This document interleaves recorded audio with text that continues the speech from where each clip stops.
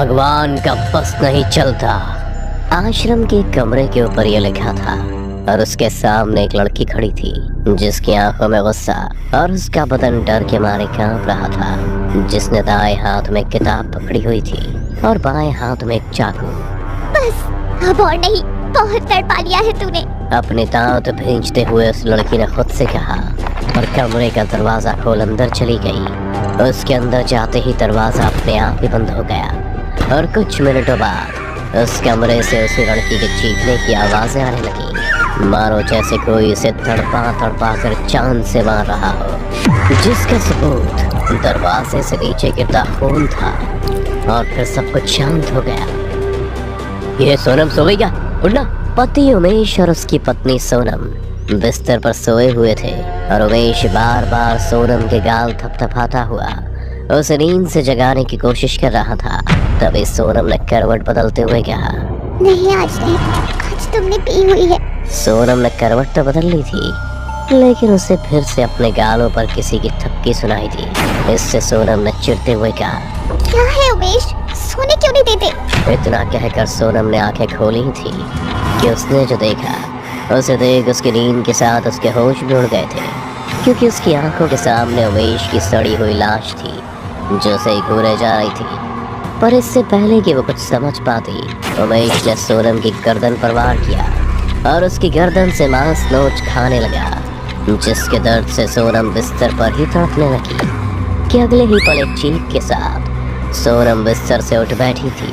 वो पसीने से पूरी तरह भीग चुकी थी और उसे ये भी यकीन हो गया था कि अब तक जो कुछ भी हुआ था वो महज सिर्फ एक सपना था, क्योंकि उसकी आंखों के ठीक सामने उसके पति की तस्वीर दीवार पर थी जिस पर हार लटका था।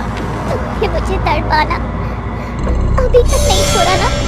सोनम ने खुद से कहा और वापस बिस्तर पर लेट गई। सोनम पुलिस डिपार्टमेंट की इंडिपेंडेंट एजेंट थी जिसे अकेले ही केस सॉल्व करने के लिए भेजा जाता था। ऐसे ही एक केस के सिलसिले में वो आश्रम में आई थी जहाँ मुलाकात एक सब इंस्पेक्टर से हुई थी, सब इंस्पेक्टर हाथीराम। मैडम जी, सीबीआई भी थक चुकी है इस केस को लेकर, उनके हाथ तो कुछ नहीं लगा है, बस एक हादसा बताकर फाइल को बंद कर दिया है। पता नहीं फिर आपको क्यों भेजा है, केस को रीओपन करने के लिए? सोनम ने भी हाथीराम की सारी बात सुन बस इतना कहा, मुझे उस जगह पर ले चलो और उस केस की फाइल लाए हो क्या? जी मैडम, वो तो लाया हूँ, पर आप अकेली आई है तो कोई मर्द नहीं आया आपके साथ? मर्द का जिक्र सुनकर ही सोनम की आंखें हाथीराम को घूरने लगी। सोनम को घूरता देख हाथीराम भी समझ गया था कि सोनम को ये बात बुरी लगी है, इसलिए खुद ही सफाई देते हुए बोला, सॉरी मैडम जी, उस केस पर अब तक सिर्फ मेल ऑफिसर कोई काम करते देखा है ना, इसलिए। हाथीराम अभी बोल ही रहा था तभी सोनम ने देखा कि कोई दूर एक लड़की खड़ी है जो उसे ही देख रही है और उसके जिस्म पर ढेरों कटने के निशान है। पर इससे पहले सोनम उससे कुछ पूछने के लिए उसके पास जा पाती, हाथीराम ने उसे एक फाइल पकड़ाते हुए कहा, लीजिए मैडम जी, इस केस की फाइल, इसमें अब तक का सब कुछ लिखा हुआ है। सोनम ने जैसे ही फाइल खोली तो उसके होश उड़ गए, क्योंकि फाइल के पहले पेज पर उसी लड़की की फोटो लगी थी जो अभी कुछ देर पहले से बदहाल में दिखी थी। पर फाइल में जो उसकी फोटो लगी हुई थी उसे देख वो किसी अप्सरा की तरह थी। सोनम ने तुरंत ही फाइल बंद कर हाथीराम को वापस थमाते हुए कहा, ये सब कहानी है, मुझे सच जानना है। और उसी दिशा में चल दी जहाँ पर उसे वो लड़की दिखी थी। वो वहाँ पहुँचकर इधर उधर देख ही रही थी कि अचानक ही उसे एक पेड़ पर किसी लड़की की लाश पेड़ से लटकी दिखी, जिसे देख सोनम का खून सूख गया था। उसने अभी कदम बढ़ाया ही था कि किसी ने उसका पैर पकड़ मुंह के बल नीचे गिरा दिया, पर उसके पास कोई था ही नहीं। लेकिन जब उसने नजर उठाकर देखा तो अब हर पेड़ पर एक लाश लटकी हुई थी जो दिखने में इसी आश्रम की दासियों की लग रही थी। सोनम भी समझ गई थी कि ये सब उसकी आंखों का भ्रम है और उसे डराने के लिए सब किया जा रहा है, इसलिए उसने तुरंत ही अपनी आंखें बंद की और बस इतना। मैं जानती हूँ कि तुम ये सब मुझे यहाँ से भगाने के लिए कर रही हो, पर मैं यहाँ तुम्हारी मदद के लिए आई हूँ। प्लीज मुझे तुम्हारी मदद करने दो, मैं आत्माओं को देख सकती हूँ और उनसे बात कर सकती हूँ। सोनम ने इतना कहा ही था कि उसके आसपास हवा का एक तूफान बनने लगा और देखते ही देखते वो हवा उसके जिस्म को काटने लगी थी और कुछ पल बाद ही सोनम खुद के खून में लहूलुहान हो गई। पर उसने अपनी जिद नहीं छोड़ी और बस यही कहती रही कि वो यहाँ पर उसकी मदद के लिए आई है, पर उसकी किसी ने नहीं सुनी। और कुछ देर बाद सोनम वही बेहोश होकर गिर गई। लेकिन जब उसे होश आया तो उसकी आंख उसी आश्रम के कमरे में खुली और उसके सामने वही फाइल वाली लड़की बैठी हुई थी। दोनों अपने ही खून में लथपथ थे, बस फर्क इतना था कि एक जिंदा थी और एक मुर्दा। क्या हुआ था उस रात जिसकी गुत्थी आज तक कोई नहीं सुलझा पाया है? सोनम ने होश में आते ही उस लड़की से पूछा था। इस पर उस लड़की ने कहा, मैं एक बांझ थी। बच्चे ना होने के कारण मेरे ससुराल वालों ने मुझे घर से निकाल दिया था। तब मैं इस आश्रम में आई और एक दासी बनकर इस आश्रम की सेवा करने लगी। यहाँ दूर दूर से लोग आते और अपनी समस्याओं का समाधान पाते। इस आश्रम को गुरु सिद्धेश्वर चलाते थे और उनका एक बेटा था पुरुषोत्तम, जो आश्रम की सभी दासियों पर पूरी नजर रखता था, उनका फायदा उठाता था। कई बार तो खुद मैंने उसे नंगा ही दासियों के साथ उसके कमरे में देखा था। मैंने ये बात आश्रम के गुरु सिद्धेश्वर को भी बताई, पर वो मजबूर थे। इतना कह वो लड़की रोने लगी थी। इस पर सोनम ने पूछा, ऐसी भी क्या मजबूरी थी? वो कमीना इज्जत से खिलवाड़ करता रहा और कोई उसे रोकने वाला नहीं था।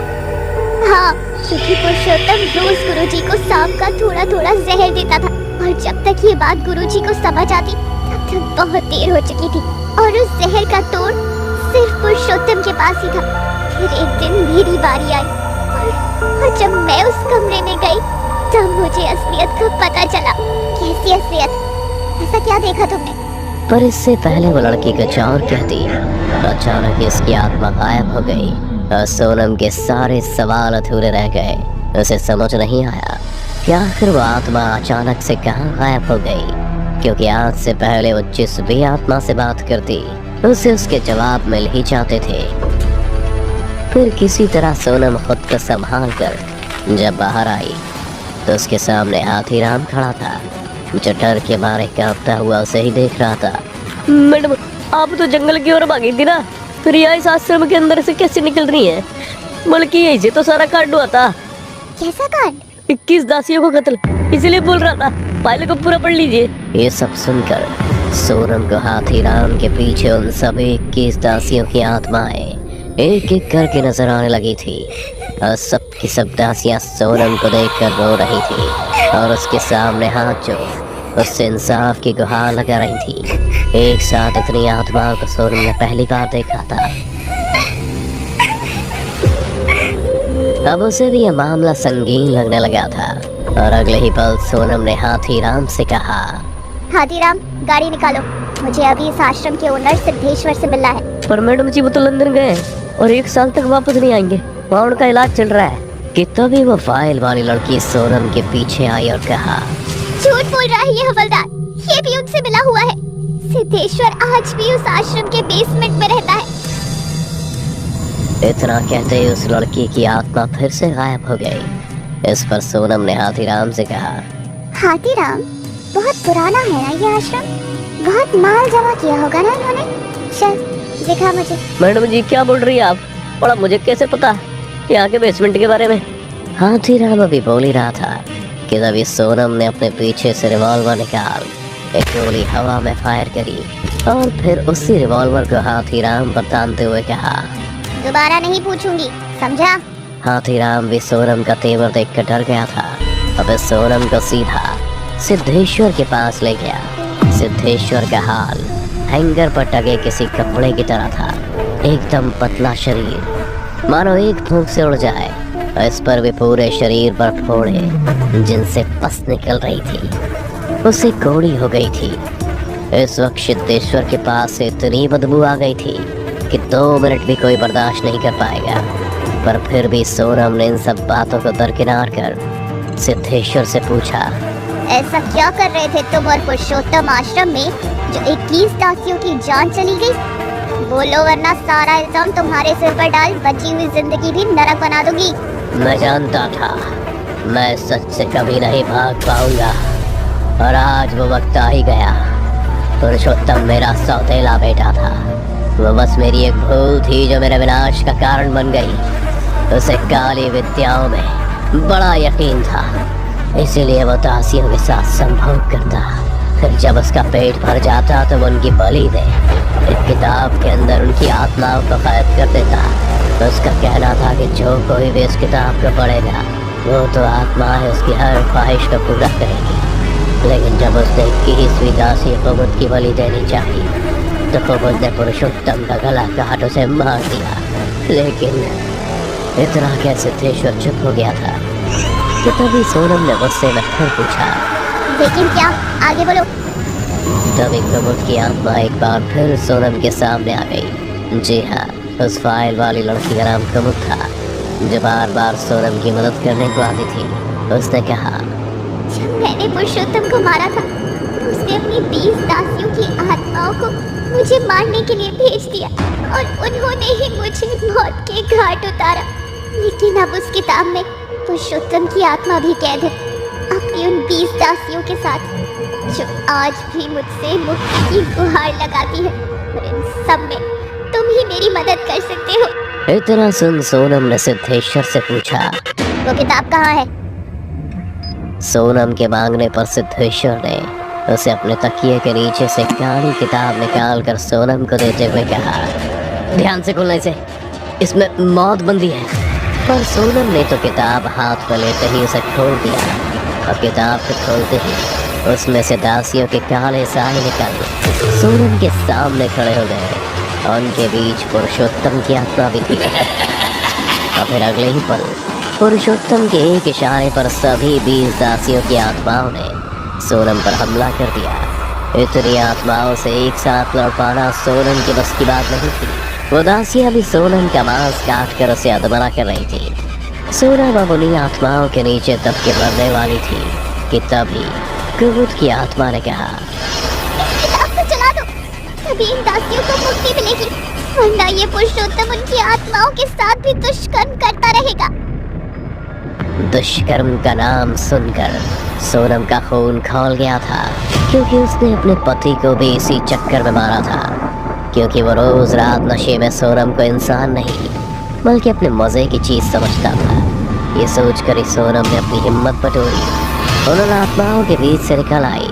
अब कोने में पड़ी एक लालटेन उठा किताब पर से मारी, जिससे अकेले पुरुषोत्तम की आत्मा चीख रही थी। पर दासियों की आत्मा तो धीरे धीरे सोनम के आगे हाथ जोड़कर एक एक करके मुक्त होने लगी थी। सारी कहानी सुलझाने के बाद सोनम ने अपनी रिपोर्ट बनाई और ये लिखा कि जो कुछ भी हुआ वो महज एक हादसा था।